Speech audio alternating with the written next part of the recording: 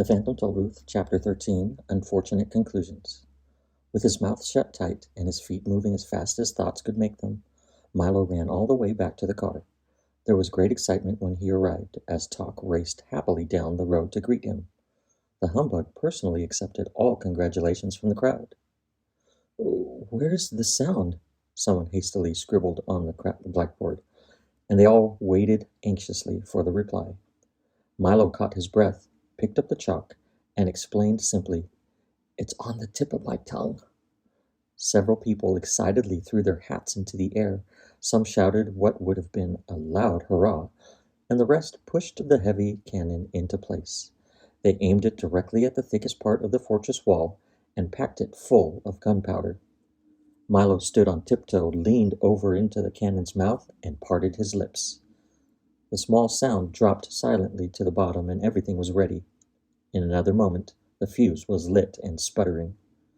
"I hope no one gets hurt," thought Milo, and before he had time to think again, an immense cloud of gray and white smoke leaped from the gun, and, along with it, so softly that it was hardly heard, came the sound of "butt." It flew toward the wall for several seconds in a high, lazy arc, and then struck ever so lightly just to the right of the big door. For an instant there was an ominous stillness, quieter and more silent than ever before, as if even the air was holding its breath. And then, almost immediately, there was a blasting, roaring, thundering smash, followed by crushing, shattering, bursting crash, as every stone in the fortress came toppling to the ground and the vaults burst open, spilling the sounds of history into the wind. Every sound that had ever been uttered or made, from way back to when there were none, to way up when there were too many, came hurtling out of the debris in a way that sounded as though everyone in the world was laughing, whistling, shouting, crying, singing, whispering, humming, screaming, coughing, and sneezing all at the same time.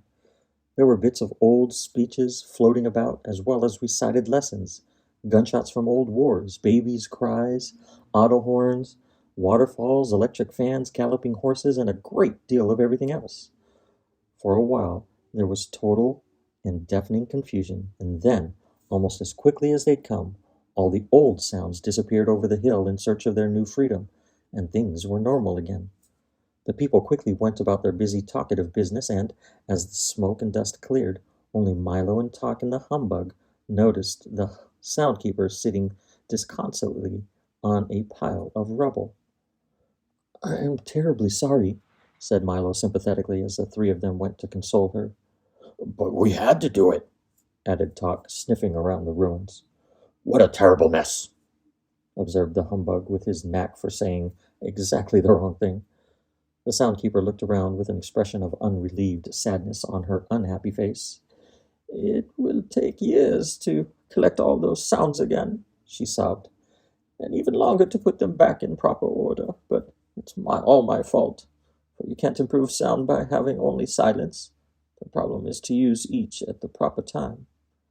As she spoke, the familiar and unmistakable squinch, squanch, squinch, squanch of the din's heavily toot steps could be heard plodding over the hill, and when he finally appeared, he was dragging an incredibly large sack behind him. "Can anyone use these sounds?" he puffed, mopping his forehead. "They all came over the hill at once, and none of them are awful enough for me." Soundkeeper peered into the sack, and there were all the sounds which had burst from the vaults. "How nice of you to return them," she cried happily. "You and the doctor must come by for an evening of beautiful music when my fortress is repaired." The thought of it so horrified the din that he excused himself immediately and dashed off down the road in a great panic. "I hope I haven't offended him," she said with some concern. "He only likes unpleasant sounds," volunteered Talk. "Ah, yes.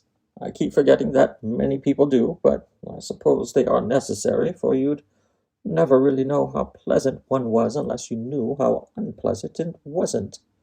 She paused for a moment, then continued, "If only Rhyme and Reason were here, I'm sure things would improve." "Well, that's why we're going to rescue them," said Milo proudly. "What a long, hard journey that will be. You'll need some nourishment. she cried, handing Milo a small brown package, neatly wrapped and tied with string. Now remember, they're not for eating, but for listening, because you'll often be hungry for sounds as well as food. Here are street noises at night, train whistles a long way off, dried leaves burning, busy department stores crunching toast, creaking bed springs, and of course all kinds of laughter. There's a little of each, and in far-off lonely places I think you'll be glad to have them. I'm sure we will, replied Milo gratefully. Just take this road to the sea and turn left, she told them. You'll soon be in Digitopolis. Arid almost before she had finished. They had said goodbye and left the valley behind them. The shoreline was peaceful and flat, and the calm sea bumped it playfully along the sandy beach. In the distance, a beautiful island covered with palm trees and flowers beckoned invitingly from the sparkling water. Nothing could possibly go wrong now, cried the humbug happily, and as soon as he'd said it, he leaped from the car as if stuck by a pin and sailed all the way to the little island. And we'll have plenty of time, answered Talk, who hadn't noticed that the bug was missing, and he too suddenly leaped into the air and disappeared. It certainly couldn't be a nicer day, agreed Milo, who was too busy looking at the road to see the others had gone, and in a split second, he was gone also. He landed next to Talk and the terrified humbug on the tiny island, which now looked completely different. Instead of palms and flowers, there were only rocks and the twisted stumps of long dead trees. It certainly didn't seem like the same place they had seen from the road. Pardon me, said Milo to the first man who happened by. Can you tell me where I am? Pardon me, replied the man. Can you tell me who I am? The man was dressed in a shaggy tweed jacket and knickers with long woolen stockings, and a cap that had a peak both front and back, and he seemed as confused as he could be. You must know who you are, said Milo impatiently. You must know where you are, he replied with equal annoyance. Oh dear, this is going to be difficult, Milo whispered to Tuck. I wonder if we can help him. They conferred for a few minutes, and finally the bug looked up and said, Can you describe yourself? Oh, yes, indeed, the man replied happily. I'm as tall as can be. And he grew straight up until all that could be seen of him were his shoes and stockings. And I'm as short as can be. He shrank down the size of a pebble. I'm as generous as can be, he said, handing each of them a large red apple. And I'm as selfish as can be, he snarled, grabbing them back again. I am as strong as can be, he roared, lifting an enormous boulder over his head. And I'm as weak as can be, he gasped, staggering under the weight of his hat. I'm as smart as can be, he remarked in 12 different languages. And I'm as stupid as can be, he admitted, putting both feet in one shoe. I'm as graceful as can be, he hummed, balancing on one toe. And I'm as clumsy as can be, he cried, sticking his thumb in his eye. I'm as fast as can be, he announced, running around the island twice in no time at all. And I'm as slow as can be, he complained, waving goodbye to a snail. Is that any help to you? Once again, they conferred in busy whispers until all three agreed. It's really very simple, said the humbug, twirling his cane. If everything you say is true, added Talk. Then, without a doubt, Milo concluded brightly, you must be Canby. Of course, yes, of course, the man shouted. Why didn't I think of that? I'm as happy as can be. Then he quickly sat down, put his head in his hands, and sighed. But I'm also as sad as can be. Now will you tell me where we are? asked Talk as he looked around the desolate island. To be sure, said Canby. You're on the island of conclusions. Make yourself at home. You're apt to be here for some time. But how did we get here? asked Milo, who was still a bit puzzled by being there at all. Well, you jumped, of course, explained Canby. That's the way most everyone gets here. It's really quite simple. Every time you decide something without having a good reason, you jump to conclusions whether you like it or not. It's such an easy trip to make that I've been here hundreds of times. But this is such an unpleasant-looking place, Milo remarked. Yes, that's true, admitted Canby. It does look much better from a distance. As he spoke, at least 8 or 9 more people sailed onto the island from every direction possible. Well, I'm going to jump right back, announced the humbug, who took 2 or 3 practice spins, leaped as far as he could, and landed in a heap 2 feet away. Well, that won't do at all, scolded Canby, helping him to his feet. You can never jump away from conclusions. Getting back is not so easy. That's why we're so terribly crowded here. That was certainly the truth, for all along the bleak shore, and clustered on the rocks for as far as anyone could see, were enormous crowds of people, all sadly looking out to sea. Isn't there even a boat? Asked Milo, anxious to get on with his trip. Oh, no, replied Canby, shaking his head. The only way back is to swim, and that's a very long and very hard way.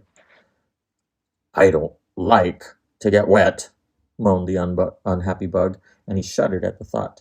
Well, neither do they, said Canby sadly. That's what keeps them here. But I wouldn't worry too much about it, for you can swim all day in the sea of knowledge and still come out completely dry. Most people do, but you must excuse me now. I have to greet the new arrivals. As you know, I'm as friendly as can be. Over the humbug's strenuous objections, Milo and Tuck decided to swim, and, protesting loudly, the bug was dragged along with them toward the sea.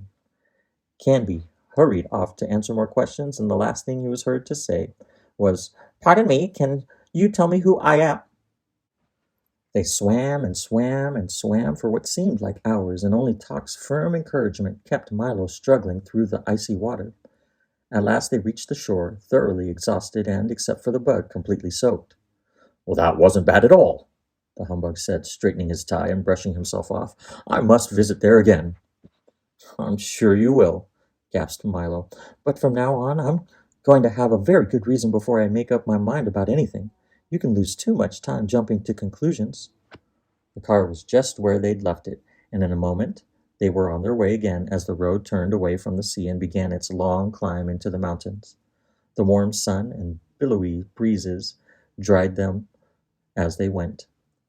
I hope we reach Digitopolis soon, said Milo, thinking of the breakfast they hadn't eaten. I wonder how far it is.